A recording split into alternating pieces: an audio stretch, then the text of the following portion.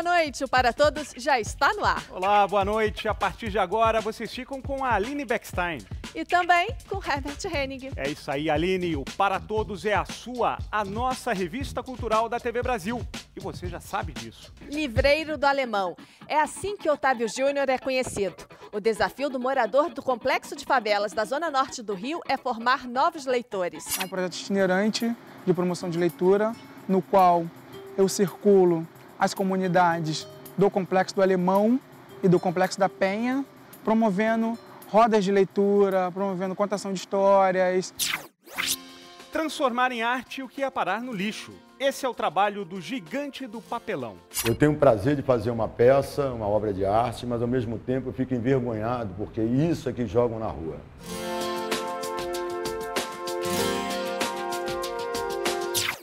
Expor o lixo e revelar o dia a dia das pessoas. É isso que acontece no Museu do Campo Magro, no Paraná. Um museu com um acervo inesgotável, que a cada dia cresce mais. Basta o caminhão chegar trazendo todo o lixo da cidade, que alguma relíquia descartada pode virar uma nova atração do Museu de Campo Magro. E tem mais. Os mistérios, os sons, as danças da África atraem a atenção de um paulista de Araraquara. Fique com a gente. Tem muito Brasil aqui para você. Hoje a gente começa o Para Todos com a história de Otávio Júnior, um jovem de 28 anos, morador do Complexo de Favelas do Alemão, Zona Norte do Rio de Janeiro. Otávio passou de leitor a escritor. Há 11 anos ele percorre as ruas da comunidade com uma caixa carregada de livros em busca de novos leitores. Hoje o projeto criado por ele, o Ler é 10, Leia Favela, já tem uma sede fixa.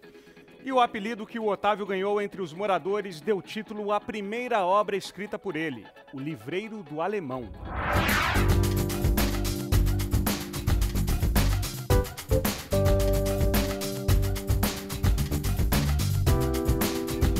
Meu primeiro contato com o livro foi muito inusitado mesmo.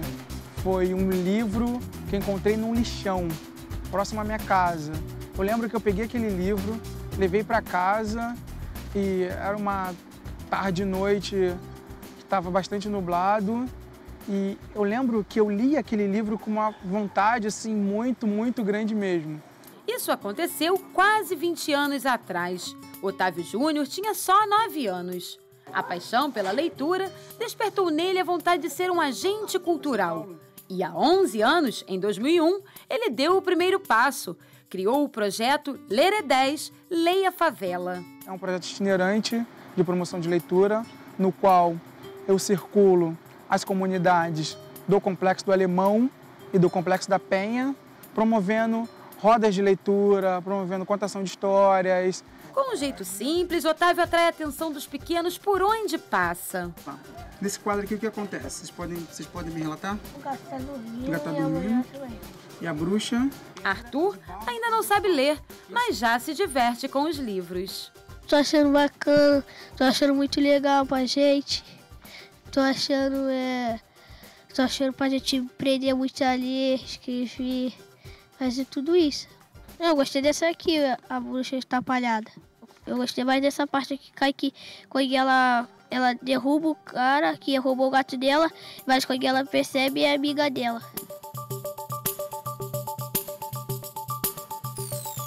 Daisy tem 3 filhos, é costureira e também dá uma forcinha no projeto. Toda semana ela promove uma roda de leitura com os livros emprestados por Otávio. Porque você tem a satisfação de ver uma criança que no começo tinha 9 anos de idade e não sabia ler. E hoje, na prática, você vê que elas estão lendo. As crianças estão se interessando a ler e já não tem mais dificuldade, muitas já não tem mais dificuldade, já lê a frase inteira, por o esforço que o Otávio, né, trouxe para cá, a perseverança também, porque teve que ter a perseverança. Quando o tio Otávio deixou eu levar aqui, aí quando eu tinha 5 anos, minha mãe lia o livro para mim. Quando eu fiz 7 anos, aí eu aprendi a ler. Há um ano, o projeto itinerante de Otávio ganhou uma sede própria. O espaço, conhecido como Barracoteca, se tornou a primeira e única biblioteca no Complexo do Alemão. Aqui, a criançada viaja no mundo da literatura. Eu acho que é uma nave cultural, assim, no qual as crianças elas podem viajar para o mundo da poesia, viajar para o mundo do conto, viajar para o mundo da história em quadrinhos. Elas podem interagir com a imaginação. O acervo de Otávio já tem 1000 livros. Todos foram doados. Na comunidade pacificada recentemente, aos poucos as lembranças da violência vão perdendo espaço para a imaginação de histórias. Quando eu vejo um livro assim, aí parece que a gente está lá dentro dele. Então me conta, para onde que você viajou? Fundo da água. A Mônica estava na praia, ela pegou sorvete e ficou surfando com sorvete. E você se sentiu surfando também? Aham. Ao ajudar a mudar a história de vida das crianças, Otávio deixou de ser apenas um leitor. O Livreiro do Alemão, apelido que ganhou na comunidade, é o título de sua primeira obra. O Livreiro do Alemão foi interessante que ele é feito de memórias. Assim, memórias do projeto Ler é 10, memória do Otávio Júnior como promotor de leitura, no qual eu relato a minha experiência de leitor a escritor.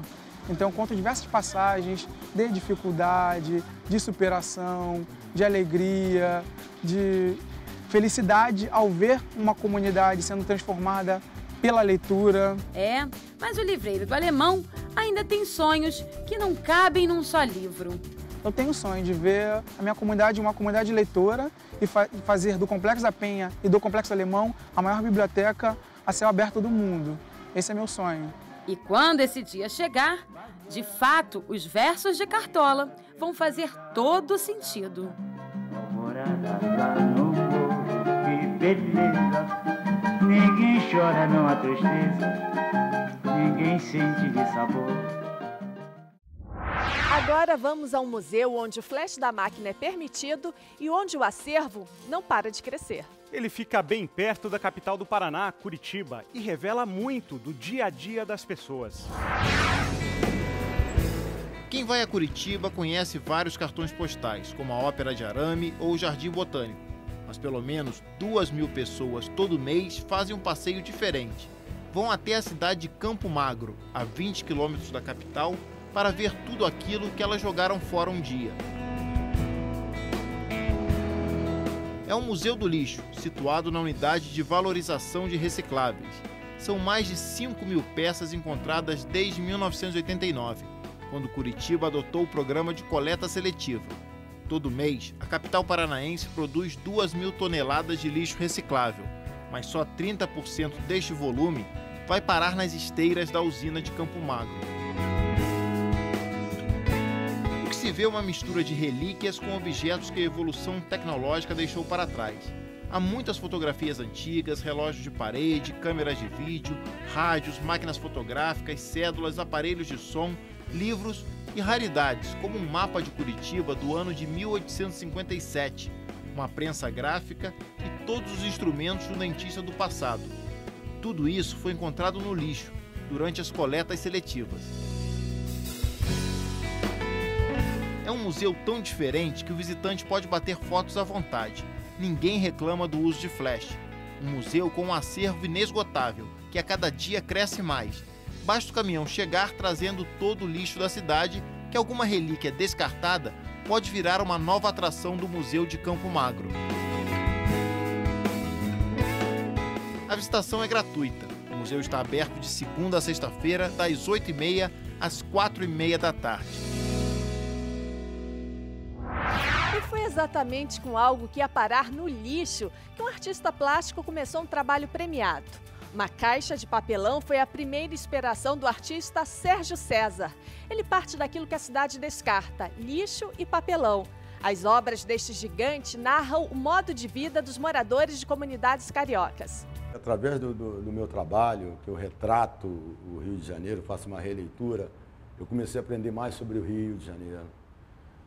Eu comecei a conhecer as pessoas que eu estou retratando, que é o cara do angu, a lavadeira, o dono da birosca, o morador de cortiço. Então, esse trabalho me dá a possibilidade de conhecer as pessoas. A primeira obra do Gigante do Papelão, como o Sérgio é conhecido, surgiu por acaso. E assim nasceu a ideia que permeia sua carreira ao longo de 30 anos. Retratar sobrados, cortiços e favelas inteiras. Retratar a pobreza, colocando a boca de fumo na favela, colocando a miséria, isso é muito fácil, né? O meu trabalho, eu boto a poesia desse caos. Então eu pego esse caos todo e transformo em poesia. Para criar as maquetes com tanta riqueza de detalhes, Sérgio César foi conhecer de perto a realidade das comunidades. E o legal é que esse trabalho me deu a possibilidade de fazer o trabalho social. Esse compromisso que eu tenho, não é só fazer reaproveitar o material. Eu acho que tem um compromisso social grande também, né? De poder passar para as pessoas que do nada você consegue fazer alguma coisa. Você consegue, para os jovens eu falo, essa questão da arma, sabe? A minha arma é a minha palavra, é uma tesoura, uma régua, um lápis e uma cola. Então eu passo para eles que essa é a arma que eles têm que usar. E dá certo. Os trabalhos do Gigante do Papelão já passaram por 12 países, ganharam prêmios internacionais e renderam um curta-metragem. Eu tenho o prazer de fazer uma peça, uma obra de arte, mas ao mesmo tempo eu fico envergonhado, porque isso é que jogam na rua. Então, você atravessa, e não é só no Rio de Janeiro, eu fui em Cuba a mesma coisa, fui em Montreal, tinha lixo. Infelizmente, eu acho esse material na rua. Gostaria muito de daqui a um tempo eu não conseguir achar mais esses materiais na rua.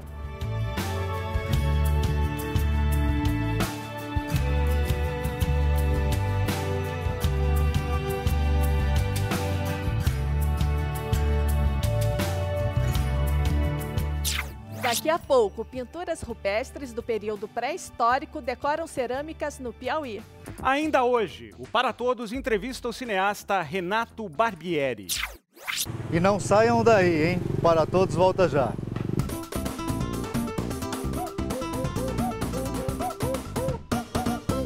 Ela quem manda, ela quem manda, ela quem manda no meu carnaval. Olá, eu sou o Dio Cavalcante, sou de Cabo Frio, estou há 8 anos na cidade maravilhosa, procurando meu cantinho, meus lugares, meu caminho, cantando MPB e compondo dentro desse cenário de swing, samba, suor e cerveja, que é o nosso cenário carioca. Obrigado, Dio Cavalcante, para todos. Dos sítios arqueológicos para as peças de cerâmica. Na Serra da Capivara, no Piauí, artesãos ganham a vida desenhando pinturas rupestres em vasos, pratos e painéis. Aline, essa é uma forma de preservar a maior riqueza pré-histórica do nosso país e ainda gerar renda para quem vive lá na região. Localizado na região sudeste do Piauí, o Parque Nacional da Serra da Capivara ocupa áreas de vários municípios, entre eles o de São Raimundo Nonato. É o único situado no domínio morfoclimático das Caatingas. Os sítios arqueológicos e a diversidade biológica são atrativos importantes que levam até a região inúmeros turistas todos os anos. O sítio Toca do Boqueirão da Pedra Furada é o mais antigo do continente americano. São pelo menos 1.350 sítios arqueológicos no parque e as pinturas estão presentes em cerca de 90% deles. Esse aqui é o principal sítio do Parque Nacional Serra da Capivara, o sítio Boqueirão da Pedra Furada. Por aqui já passaram milhares de visitantes para verem de perto as famosas pinturas rupestres. Aqui do meu lado, a arqueóloga Cris Vanetti. Cris Vanetti, dá para falar com exatidão o que para aquela época representavam essas figuras, esses desenhos?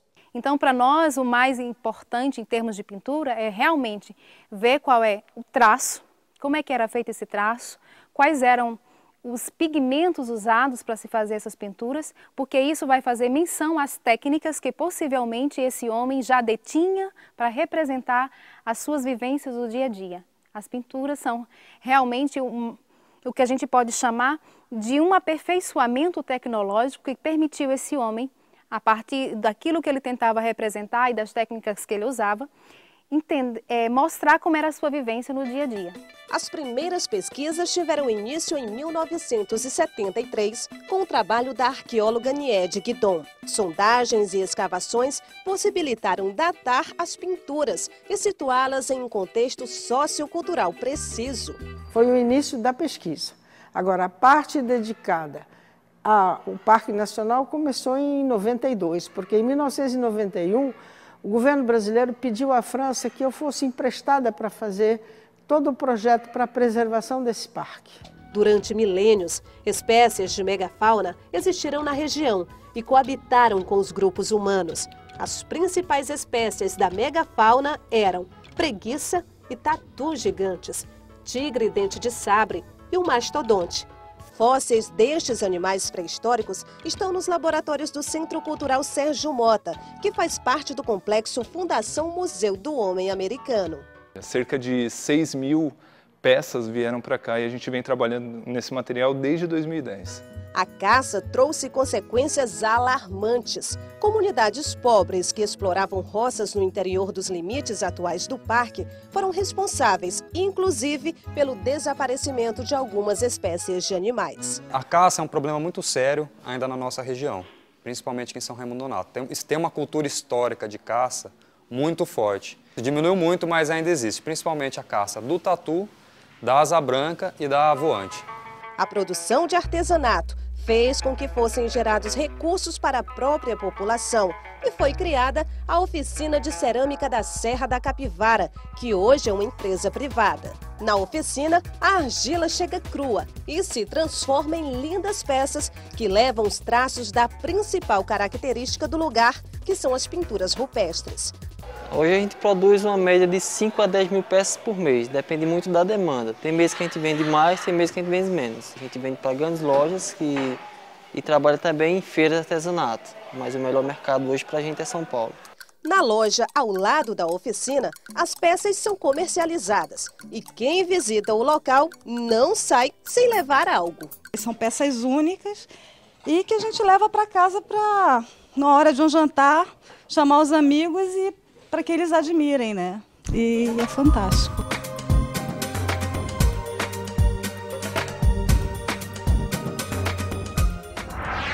Um cineasta preocupado com a preservação da cultura popular.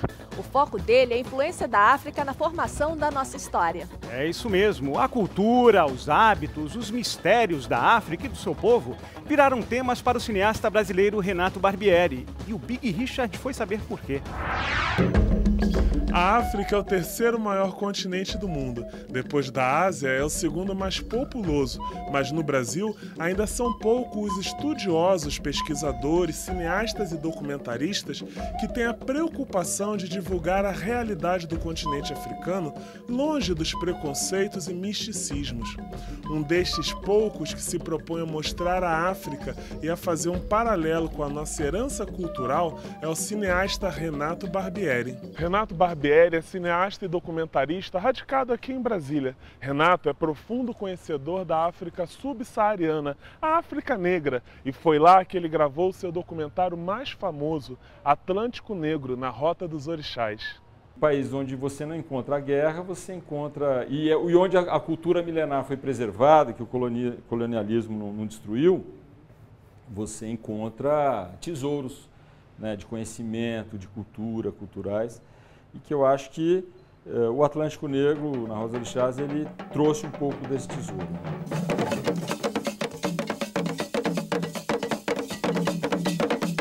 O Atlântico Negro, na Rota dos Orixás, eu fiz com o meu parceiro Vitor Leonardo, historiador, né, parceiro meu de mais de 15 documentários. Nós fizemos juntos esse trabalho. E o Atlântico teve uma carreira, e tem uma carreira realmente brilhante, né? Ele começou ele ganhou 9 prêmios aqui no Brasil, de melhor filme, melhor documentário.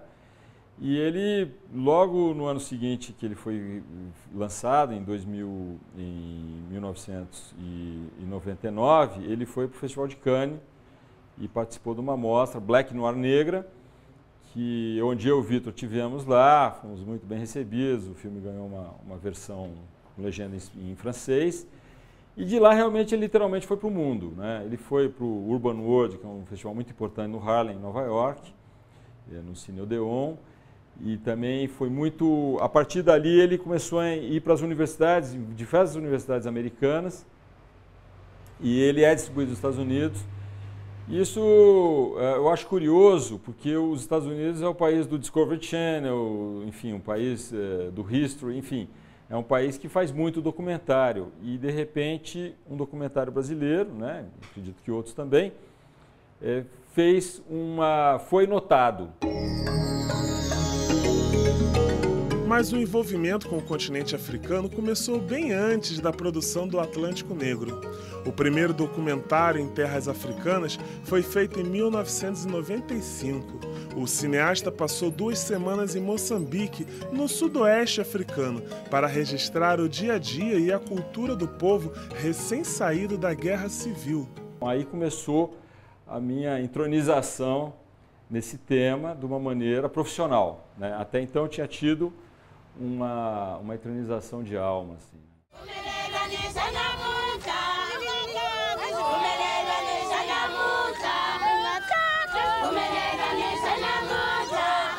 A África me tocou esteticamente, em princípio, desde menino. Quando eu fui para lá, então, aquilo explodiu, né? As cores, os sons, a maneira de andar e de ser e de dançar, tudo isso me tocou muito. A cultura, muito misteriosa para a gente, né? Porque embora a gente tenha essa ligação com a África ancestral, a gente não tem um contato com a cultura africana. A cultura africana, ela está distante do Brasil, né? Porque a gente não tem uma ponte Brasil-África, vamos dizer, uma ponte aérea, uma ponte naval. As revistas, enfim, os livros, os filmes africanos, dificilmente a gente vê aqui, de vez em quando uma mostra aqui e ali, muito especial. Mas isso não está no nosso dia a dia. Renato Barbieri garante que vale a pena investir nesse tema, até porque, segundo o cineasta, isso chama a atenção da comunidade internacional para o Brasil e a sua história, para a nossa brasilidade. A brasilidade me instiga desde muito tempo, quer dizer, quando eu fiz É uma brasilidade também ligada a de uma abordagem humanista, quer dizer, o Do Outro Lado de Sua Casa é um filme muito humanista, porque ele vai querer ouvir os mendigos de São Paulo, os deserdados, né? E realmente ouvi-los e não explicá-los. Então a gente foi muito com esse espírito de o que esses caras pensam, o que esses caras sentem. Dizer que a Terra era um paraíso é mentira. É a mesma coisa que o senhor pegar esse terreno baldio aí, tá? Jogar-se lá dentro. Você vai morar onde? No meio do capim? E isso realmente deu um resultado muito interessante por essa abordagem, né? E a relação do Brasil com a África, né? Esse pilar que nos faz, né? Um dos nossos pilares fundantes, né? da nação e da brasilidade. Então, eu acho que a gente tem que entender isso ainda. Eu acho que o Brasil está aumentando a sua compreensão sobre isso, lentamente.